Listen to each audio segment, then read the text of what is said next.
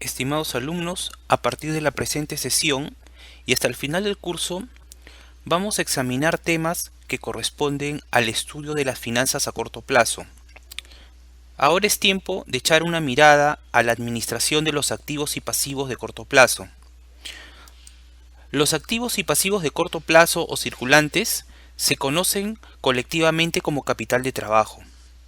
Comenzamos nuestra exposición de la administración de capital de trabajo enfocándonos en los 4 tipos principales de activos circulantes. Estudiaremos la administración del inventario. Para hacer negocios, las empresas necesitan reservar materias primas, pero pueden ser costosos almacenarlos ya que inmovilizan material. Nuestra segunda tarea es analizar las cuentas por cobrar. Explicaremos cómo es que el administrador de crédito de la compañía establece los términos de pago y decide a qué clientes se les debe ofrecer crédito y se asegura de que paguen pronto. Nuestra siguiente tarea es analizar los saldos de efectivo de la empresa. Describiremos algunas técnicas que las empresas usan para mover el dinero eficientemente. El administrador de la producción, el administrador de crédito y el administrador del efectivo intervienen de cerca en la administración de los activos circulantes, pero desde luego sus decisiones no pueden tomarse de manera aislada. La empresa tiene que asegurarse de que forman un grupo sensato. Por lo tanto, veremos la forma en la que las empresas preparan proyecciones de su capital de trabajo para los meses siguientes y cómo captar fondos de corto plazo para cubrir cualquier insuficiencia temporal del efectivo.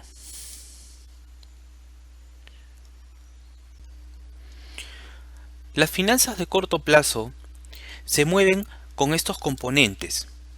Estos están desincronizados, por eso la empresa debe tener flexibilidad en las cuentas para compensar esos ciclos. Se deben ligar también con los activos corrientes que no son permanentes por efecto del ciclo de generación de efectivo. De tal manera que entre los activos más importantes para el adecuado manejo del capital de trabajo tenemos a las cuentas por cobrar, las existencias, el efectivo y los títulos negociables. Entre los pasivos podemos mencionar a las cuentas por pagar y los préstamos bancarios a corto plazo.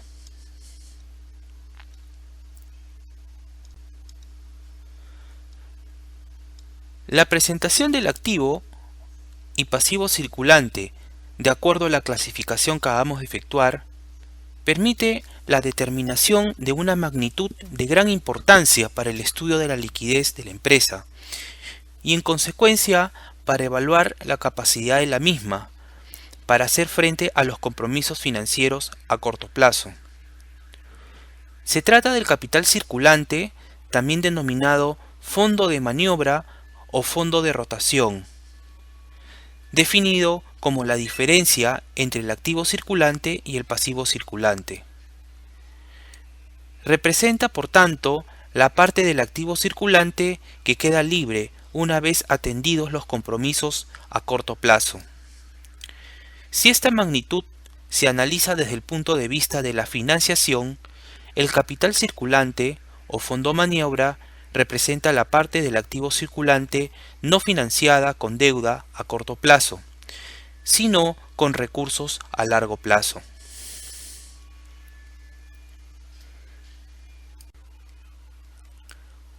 Para preguntarnos cuál es la necesidad de capital de trabajo en una compañía, podemos responder que la necesidad de capital de trabajo de una compañía se debe a la desincronización de los flujos de caja que tiene la compañía. Los flujos de pagos son más predecibles que los flujos relacionados con las cuentas por cobrar y con los inventarios. Decimos entonces que sabemos con mayor certeza el momento que vamos a pagar nuestras obligaciones, que con menor certeza sabemos cuándo se convertirán en efectivo las cuentas por cobrar y los inventarios. De aquí surge la desincronización o descalce.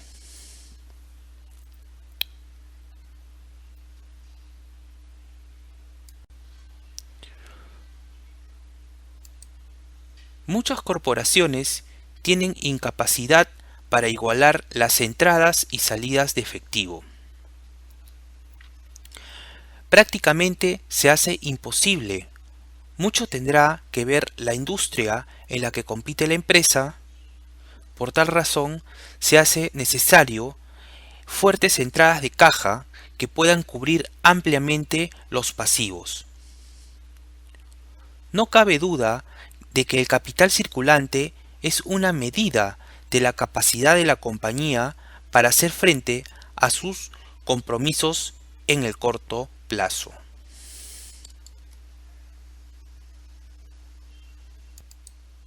Los gestores de la firma deben velar para que la cifra de capital circulante permita atender todas las obligaciones de pago a corto plazo, sin necesidad de agotar todo el activo circulante. De ahí también el nombre de fondo maniobra, con el que se conoce a esta magnitud, al representar el margen con que cuenta la firma para cumplir con sus obligaciones de pago a corto plazo. Aún en el caso de no poder realizar a tiempo alguna partida del activo circulante. Dada la vocación continuista de la empresa, los gestores de la misma procurarán mantener a lo largo del tiempo una cifra de capital circulante que permita llevar a cabo con normalidad las operaciones de naturaleza corriente,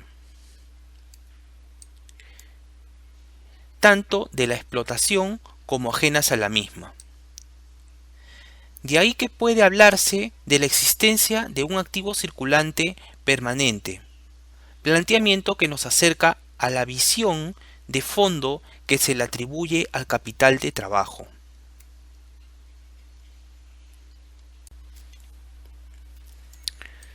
Se pueden dar tres situaciones las cuales vamos a analizar en el presente PPT. La primera de ellas la podemos apreciar en el gráfico superior, en el cual el fondo maniobra es mayor que cero.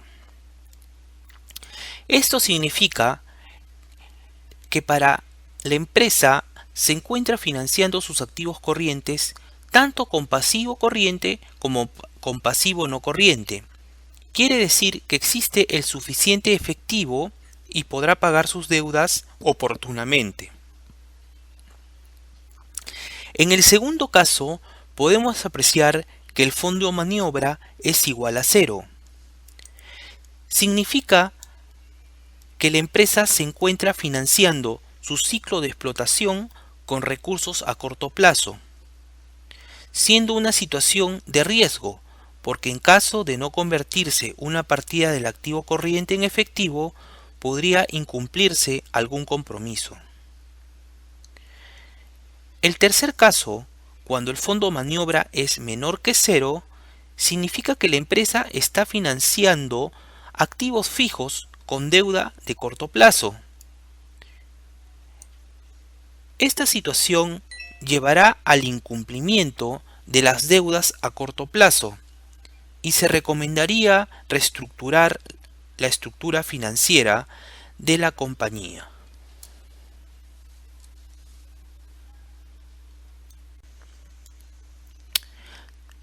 La heterogeneidad de las partidas que componen el circulante es una de las limitaciones que presenta el fondo maniobra. Por esta razón, la descomposición del mismo en los diferentes elementos que la componen puede resultar interesante al objeto de profundizar el análisis de dicha magnitud. El estudio por descomposición del fondo analiza los diversos componentes del fondo maniobra, calculando las necesidades de financiación provocadas por el ciclo de explotación en diferentes etapas. A continuación vamos a conocer una importante herramienta para calcular las necesidades de capital de trabajo de una empresa, que es el ciclo de conversión del efectivo, CTE. Se trata de una visión dinámica que contempla las diferentes fases por las que transcurre el ciclo de explotación. Veamos un ejemplo donde veremos todo el ciclo de explotación del negocio y su ciclo de conversión del efectivo. Cada empresa compra al contado materias primas como cuero y piedras brillantes. Luego se convierte en productos terminados como billeteras y bisutería. Y luego las vende al crédito. Veamos entonces en la figura siguiente cómo funciona el ciclo completo de la explotación del negocio de la producción de billeteras y bisutería.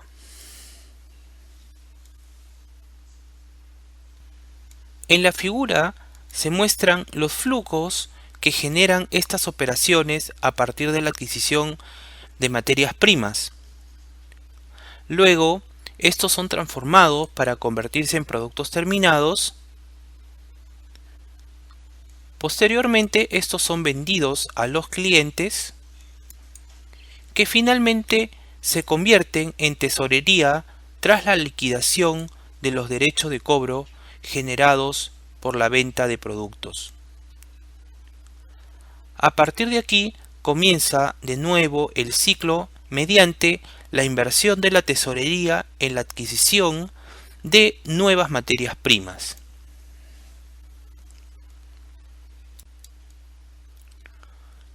Los 4 momentos claves del ciclo de producción las podemos ver en la parte inferior del gráfico. Compra de materia prima, pago de la materia prima a los proveedores, venta de los productos terminados y recuperación de la tesorería y el efectivo. Entre estos 4 momentos claves del ciclo productivo va a transcurrir un determinado periodo de tiempo. Justamente el ciclo de transformación de tesorería trata de explicar o describir el periodo de tiempo que transcurrió entre que se hizo el desembolso por la materia prima hasta que se hizo la venta y se recuperó el dinero en efectivo. A esto se le llama recuperación de tesorería. Para determinar el ciclo de transformación de tesorería, necesitaremos conocer el periodo de existencias, el periodo de cobro y el periodo medio de pago.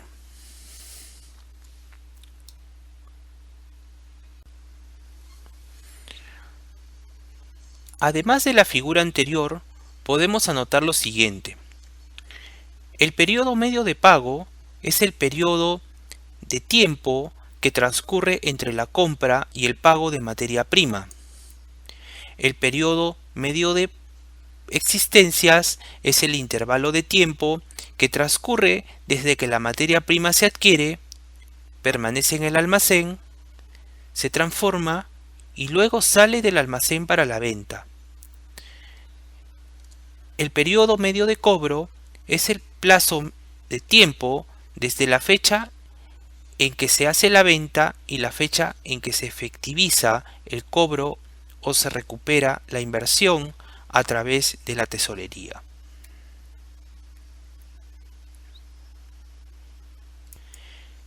El gráfico anterior se puede resumir en la siguiente fórmula. El ciclo de conversión del efectivo es igual al periodo de existencias más el periodo medio de cobro menos el periodo medio de pago. Estaríamos detallando a través de una fórmula el periodo de tiempo de demora de recuperación de la tesorería expresado en días. De acuerdo al resultado que obtengamos del análisis, podemos decir lo siguiente. Mientras más se prolonga el proceso de producción, la empresa debe mantener más tesorería, cash, inmovilizado en existencias. Mientras más tardan los clientes en pagar las cuentas, mayor es el valor de las cuentas por cobrar. Por contrario, cuando una empresa puede demorar el pago de sus materiales, reduce la cantidad de cash, tesorería que necesita.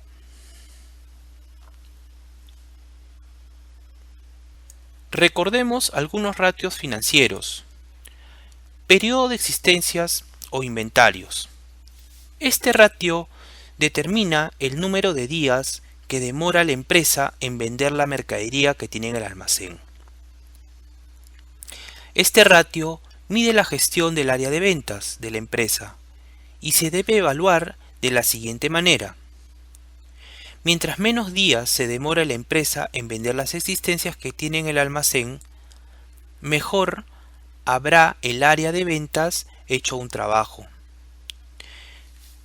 El periodo medio de cobro, este ratio determina el número de días que demora en cobrar la empresa las ventas realizadas al crédito. Este ratio tiene una característica especial.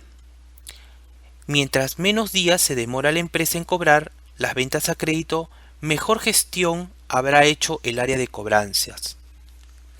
Hay que considerar, sin embargo, un aspecto muy importante.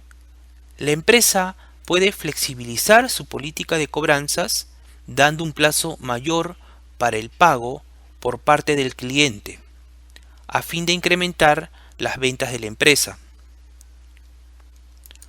Finalmente, el periodo medio de pago, este ratio determina el número de días que la empresa demora en pagar sus obligaciones. Mientras más demore la empresa en pagar sus deudas, contará con mayor liquidez.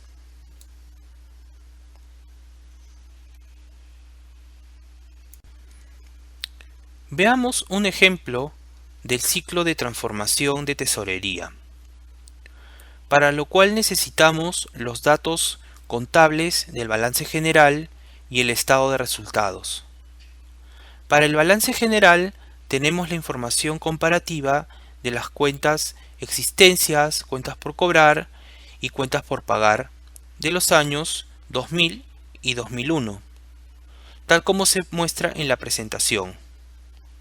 Asimismo, se requiere contar con las ventas y el costo de los productos vendidos del año 2001.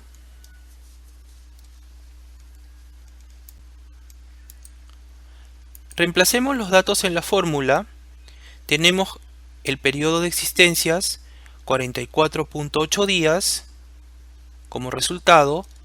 Esto quiere decir que demora esta cantidad de días en que las existencias salen del almacén. En el caso del periodo medio de cobro, la empresa demora 41.6 días en hacer efectivas sus ventas al crédito.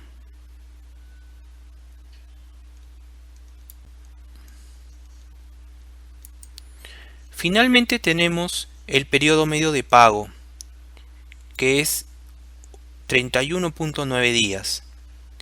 El tiempo que demora la empresa en pagarle a sus proveedores.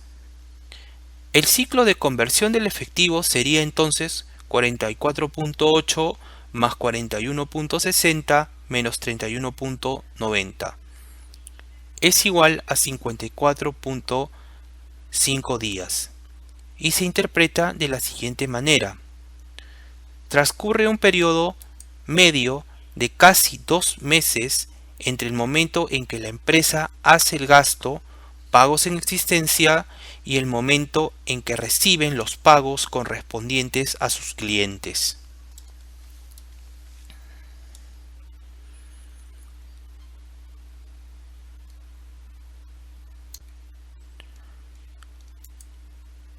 Para gestionar el fondo maniobra, mucho dependerá de las medidas o políticas que realicen sus administradores. Es posible puede reducir la cantidad de dinero inmovilizado en cuentas por cobrar, poniéndose firme con los clientes que demoran en el pago de sus deudas. Pero debemos manejarlo adecuadamente para que estos no se vayan a la competencia. Asimismo, debe manejarse el stock de existencia adecuado de materia prima. No tener demasiado dinero inmovilizado en existencias porque perderíamos la posibilidad de reinvertirlo.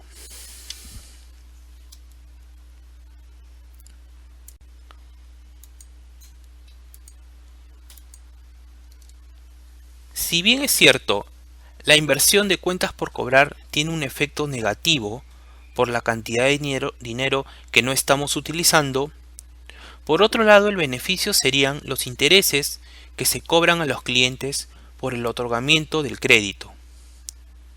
Si vemos las inversiones del fondo maniobra como un costo de oportunidad, podríamos estar perdiendo la opción de invertir este dinero si no lo colocamos en títulos valores. Por ejemplo, podríamos ganar tanto por rentabilidad como por liquidez.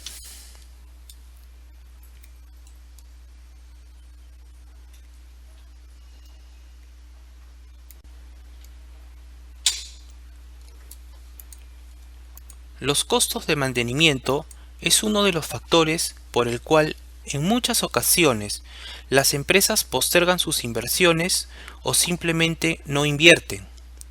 Esto tiene un riesgo de no contar con el stock necesario para atender las necesidades de los clientes. Un bajo nivel de stock puede ocasionar mayores probabilidades de sufrir ruptura. Se llaman costos de ruptura a los costos que tiene la empresa cuando se queda sin existencias y no pudo atender a un cliente. Se recomienda mantener el nivel que minimice la suma de los costos de mantenimiento de existencias y los de ruptura.